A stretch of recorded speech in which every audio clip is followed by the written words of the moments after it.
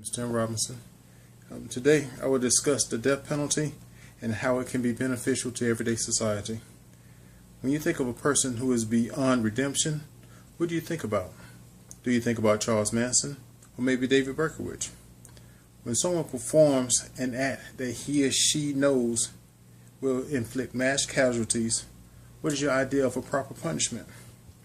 When a person with malice and malicious intent inflicts bodily harm resulting in a death or a crime that is so heinous it produces personal pain for the victim and their families, what is your expectation of a proper response from your criminal justice system? Capital punishment is not being used as much as it once was, but it's still being used in some crimes of a more dangerous nature. According to the Death Penalty Information Center, the death penalty is still being used in cases other than murder in the United States.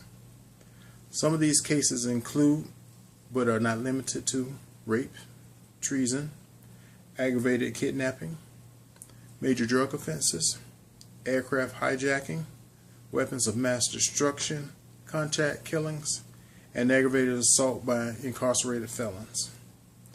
Do you believe that the criminals will commit a less serious crime if they knew that they would be executed for those more heinous crimes?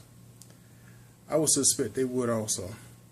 According to the prosandcons.org, a statement from Ernest Van Den Haag, PhD, suggests that common sense, lately bolstered by statistics, tells us that the death penalty will deter murder. People fear nothing more than murder. People fear nothing more than death. Therefore, nothing will deter a criminal more than the fear of death. Life in prison is less feared.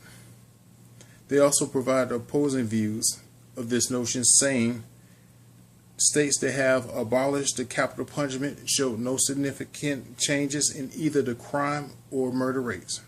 The death penalty has no deterring effect.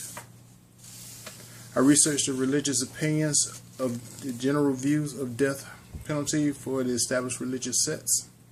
I found no determining answer as a whole. The information was collected from many groups. These groups questioned are from the 12 Christianity faith groups, Islam, atheism, Judaism, and people who don't identify with a religious sect. Generally speaking, liberal religious groups are abolitionists, while conservative faith groups are retentionists.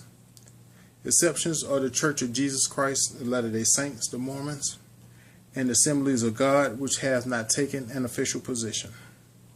In conclusion, imagine you or your loved ones were the victim of a violent crime. What do you feel would be a fitting punishment for the person who committed the crime? If you're like me, the punishment of a crime such as murder, death resulting from weapons of mass destruction, or anything that would suggest that the person is truly a sadistic or disturbed individual, should be dealt with in a manner which is swift and absolute. Capital punishment provides that absolute result for those actions when 25 years in prison is just not a suitable result of the crime. Some states don't utilize the death penalty and as an option for the most violent offenders. I think they should consider this. If you feel the same, then contact your legislators. Thank you.